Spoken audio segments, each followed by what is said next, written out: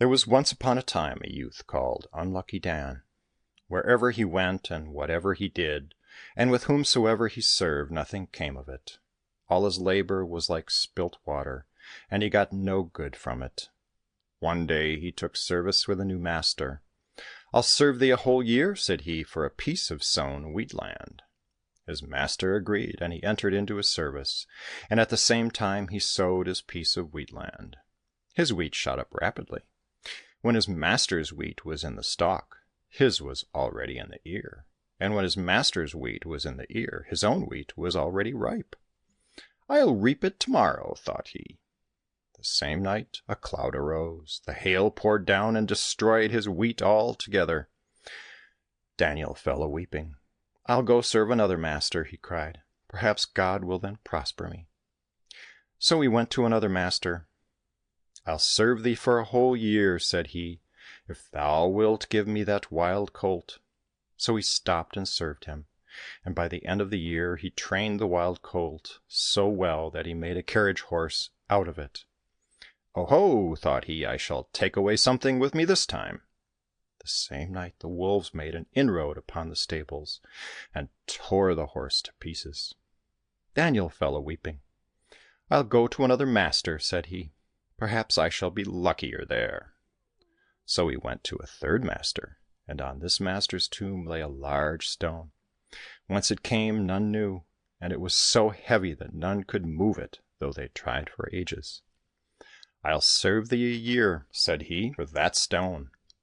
The master agreed, and he entered his service. Then a change came over the stone, and divers flowers began to grow upon it. On one side they were red, on the second side silver, and on the third side golden. "Oh-ho!" thought Daniel, "that stone at any rate will soon be mine. Nobody can move it." But the next morning a thunderbolt descended and struck the stone, and shivered it to atoms. Then Daniel fell a-weeping, and lamented that God had given him nothing, though he had served for so many years. But the people said to him, "Listen now, thou that art so unlucky, why dost thou not go to the Tsar?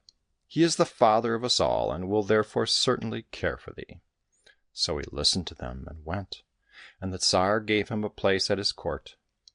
One day the Tsar said to him, "I marvel that thou art so unlucky, for do whatsoever thou wilt, thou art none the better for it. I would fain requite thee for all thy labours." Then he took and filled 3 barrels, the first with gold, and the second with coal, and the third with sand, and said to Daniel, "Look now, if thou dost pitch upon that which is filled with gold, thou shalt be a Tsar. If thou dost choose the one that is filled with coal, thou shalt be a blacksmith. But if thou dost pick out the one that is full of sand, why then thou art indeed hopelessly unlucky, and out of my tsardom thou must go straightway. Yet I will give thee a horse and armour to take along with thee." So Daniel was brought to the place where there were the 3 barrels, and went about them, and felt them one after the other. "This one is full of gold," said he. They broke it open, and it was full of sand. "Well," said the Tsar, "I see that thou art hopelessly unlucky. Depart from my tsardom, for I have no need at all of such as thou." Then he gave him a charger and armour, and the full equipment of a Cossack, and sent him away. He went on and on for a whole day. He went on and on for a second day, and there was nothing to eat, either for his horse or himself. He went for a third day, and in the distance he saw a haycock. "That will do for my horse, at any rate," thought he, "even if it is of no good to me." So he went up to it, and immediately it burst into flames. Daniel began to weep, when he heard a voice crying piteously, "Save me, save me, I am burning." "How can I save thee," he cried, "when I myself cannot draw near?" "Oh, give me thy weapon," cried the voice, "and I'll seize hold of it, and then thou canst pull me out." So he stretched forth his weapon, and drew forth a goodly serpent, such as is only known of in old folk songs. And she said to him, "Since thou hast drawn me out, thou must also take me home." "How shall I carry thee?" asked he. "Carry me on thy horse, and in whatsoever direction I turn my head and his, thither go." So he took her upon his horse, and they went on and on till they came to a court so splendid that it was a delight to look at it. Then she glided down from his charger and said, "Wait here, and I'll soon be with thee again." And with that she wriggled under the gate. He stood there and waited till he wept from sheer weariness. But at last she came out again in the shape of a lovely damsel in gorgeous raiment, and opened the gate for him. "Lead in thy horse," said she, "and eat and rest a while." So they went into the courtyard, and in the midst of it stood 2 springs. The lady drew out of one of these springs a little glass of water, and strewing a handful of oats beside it, said, "Fasten up thy horse here." "What?" thought he, "for these 3 days we have had naught to eat or drink, and now she mocks us with a handful of oats." Then they went together to the guest chamber, and she gave him there a little glass of water, and a small piece of wheaten bread. "Why, what is this for a hungry man like me?" thought he. But when he chanced to glance through the window, he saw that the whole courtyard was full of oats and water, and that his horse had already eaten its fill. Then he nibbled his little piece of wheaten bread, and sipped his water, and his hunger was immediately satisfied. "Well," said the lady, "hast thou eaten thy fill?" "That I have," he replied. "Then lie down and rest a while," said she. And the next morning when he rose up, she said to him, "Give me thy horse, thy armour, and thy raiment, and I'll give thee mine in exchange." Then she gave him her shift and her weapon, and said, "This sword is of such a sort that if thou do but wave it, all men will fall down before thee. And as for this shift, when thou hast it on, none will be able to seize thee. And now go on thy way till thou come to an inn, and there they will tell thee that the Tsar of that land is seeking warriors. Go and offer thyself to him, and thou shalt marry his daughter, but tell her not the truth for 7 years." Then they took leave of each other, and he departed. He came to the inn, and there they asked him whence he came. And when they knew that he came from a strange land, they said to him, "A strange people has attacked our Tsar, and he cannot defend himself, for a mighty warrior has conquered his tsardom and carried off his daughter, and worries him to death." "Show me the way to your Tsar," said Daniel. Then they showed him, and he went. When he came to the Tsar, he said to him, "I will subdue this strange land for thee. All the army I want is a couple of Cossacks, but they must be picked men." Then the heralds went through the tsardom till they had found these 2 Cossacks, and Daniel went forth with them into the endless steppes, and there he bade them lie down and sleep while he kept watch. And while they slept, the army of the strange country came upon them, and cried to Daniel to turn back if he would escape destruction. And then they began to fire with their guns and cannons, and they fired so many balls that the bodies of the 2 Cossacks were quite covered by them. Then Daniel waved his sword and smote, and only those whom his blows did not reach escaped alive. So he vanquished them all, and conquered that strange land, and came back and married the Tsar's daughter, and they lived happily together. But counselors from the strange land whispered dark sayings in the ears of the Tsarivna. "What is this fellow that thou hast taken to thyself? Who is he, and whence? Find out for us wherein lies his strength, that we may destroy him and take thee away." Then she began asking him, and he said to her, "Look now, all my strength is in these gloves." Then she waited till he was asleep, and drew them off him, and gave them to the people from the strange land.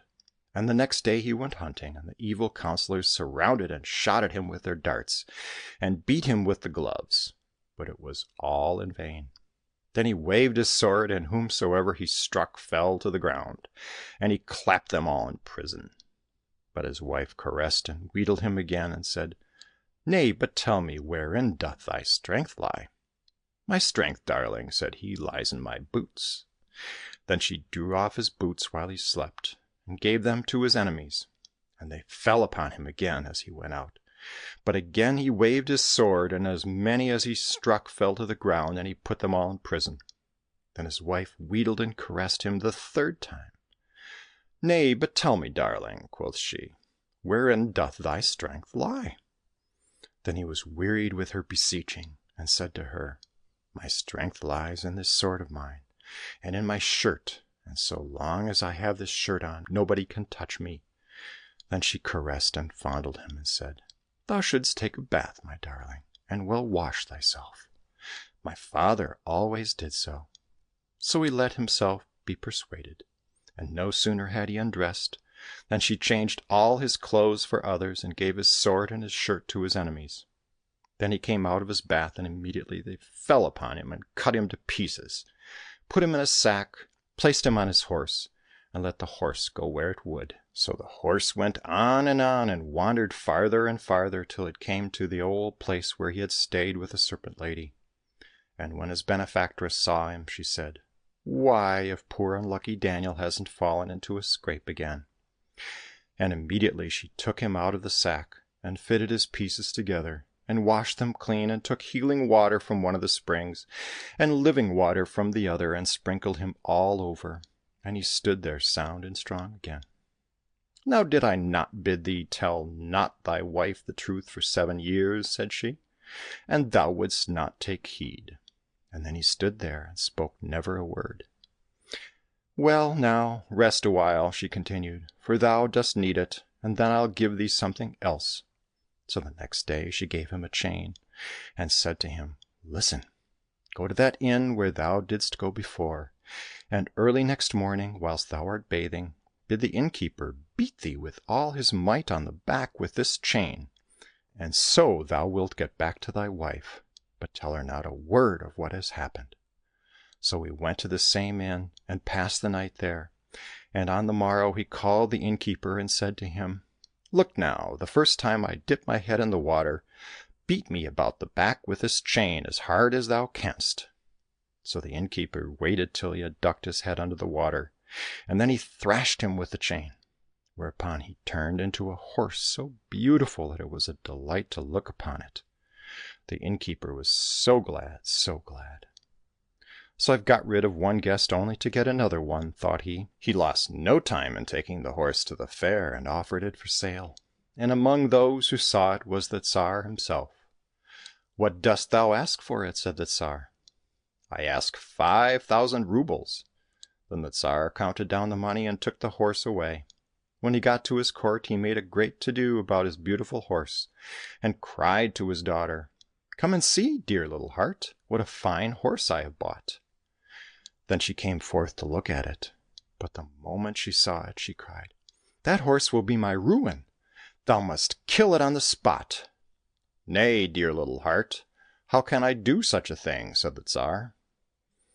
"Slay it thou must, and slay it thou shalt," cried the Tsarivna. So they sent for a knife and began sharpening it, when one of the maidens of the court took pity on the horse and cried, "Oh, my good, my darling horse, so lovely as thou art, and yet to kill thee." But the horse neighed and went to her and said, "Look now, take the first drop of blood which flows from me, and bury it in the garden." Then they slew the horse, but the maiden did as she was told, and took the drop of blood and buried it in the garden. And from this drop of blood there sprang up a cherry tree, and its first leaf was golden, and its second leaf was a richer colour still, and its third leaf was yet another colour, and every leaf upon it was different to the others.